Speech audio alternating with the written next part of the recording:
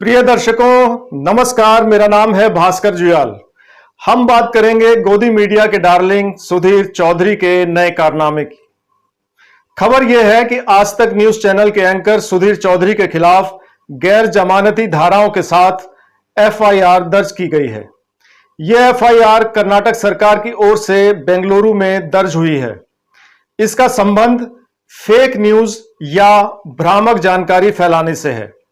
पूरे मामले को आपके सामने खोलने से पहले मैं आपको महाभारत की एक बहुत ही छोटी सी कथा सुनाता हूं, जिससे यह स्पष्ट होगा कि अर्ध सत्य कई बार कितना खतरनाक साबित होता है।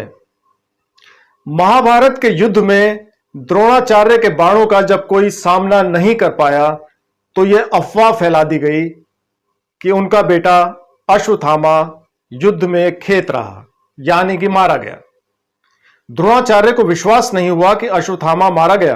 उन्होंने सत्यवादी युधिष्ठिर से पूछा। युधिष्ठिर ने कहा अश्वत्थामा हतोगता, यानी अश्वत्थामा मारा गया। लेकिन युधिष्ठिर ने यह नहीं बताया कि जो मरा वो अश्वत्थामा नाम का हाथी था, उनका पुत्र नहीं। इस अर्ध सत्य की वजह से द्रोणाचार्य के प्राण चले गए। कुछ ऐसा ही काम सुधीर चौधरी ने भी किया है। सुधीर चौधरी पर दर्ज एफआईआर का संबंध कर्नाटक सरकार की एक योजना से है। उस योजना का नाम है स्वावलंबी सारथी योजना। इस योजना के तहत अल्पसंख्यक और SC/ST समुदाय के बेरोजगार लोगों को कमर्शियल वाहन जैसे ऑटो या टैक्सी खरीदने के लिए 3 से 4 लाख रुपए की सब्सिडी दी जाती है। आज तक के एंकर सुधीर चौधरी ने इस खबर को इस तरह से दिखाया जिससे उस पर भ्रामक जानकारी फैलाने और समाज को बांटने की कोशिश का आरोप लगा।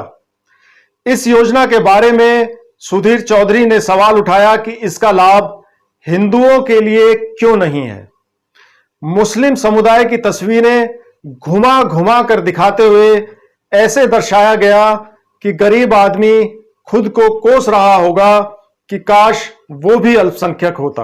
इसके बाद कर्नाटक के IT और बायोटेक्नोलॉजी मिनिस्टर प्रियांक खरगे ने कहा कि आज तक के एंकर जानबूझकर सरकारी योजनाओं पर गलत सूचना फैला रहे हैं, जिसे सबसे पहले भाजपा सांसदों ने शुरू किया था और मीडिया के एक वर्ग द्वारा इसे बढ़ाया जा रहा है।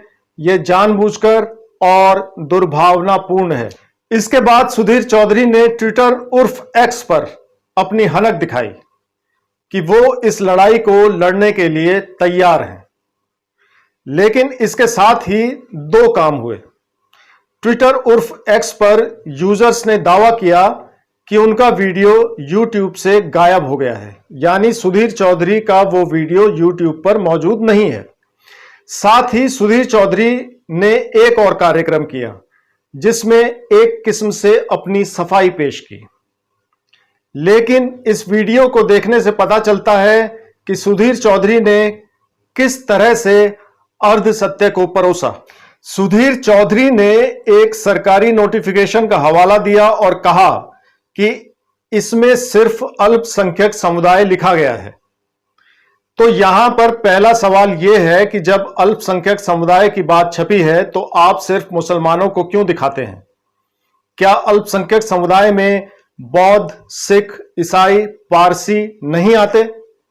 दूसरी बात यह है कि बात सिर्फ उस कार्यक्रम में क्यों नहीं उठाई गई, यानी कि जो अब कह रहे हैं वो पहले क्यों नहीं कहा, जिसके बारे में कहा जा रहा है कि वो वीडियो YouTube से हटा दिया गया है विवाद खड़ा होने के बाद और एफआईआर दर्ज होने के बाद। तमाम सरकारी वेबसाइट जैसे कि pmmodiYojna.in में स्वावलंबी सारथी योजना के बारे में बताया गया है। उसमें साफ तौर पर लिखा है कि योजना का लाभ अल्पसंख्यक और SC/ST समुदाय को मिलेगा। अगर सुधीर चौधरी की नोटिफिकेशन वाली बात सही है तो कुछ हद तक उनसे सहमत हुआ जा सकता है, मगर खबर को इस तरह दिखाना कि कर्नाटक सरकार हिंदू विरोधी है और गरीब आदमी यह सोच रहा है कि काश वो भी अल्पसंख्यक होता क्योंकि उसे लाभ नहीं मिल रहा है। यह कौन सी पत्रकारिता है? इस तरह की पत्रकारिता से बीजेपी जरूर खुश होगी। वही बीजेपी जिसकी केंद्रीय मंत्री स्मृति ईरानी ने आज तक न्यूज चैनल की भरी सभा में महंगे टमाटर के सवाल पर पलटकर पूछा था कि सुधीर चौधरी, जब आप तिहाड़ गए थे तो कैसा लगा था? शायद सुधीर चौधरी को अब भी समझ में नहीं आ रहा है। इस वीडियो में इतना ही। वीडियो को लाइक, सब्सक्राइब और शेयर करना ना भूलें। नमस्कार, जय हिंद।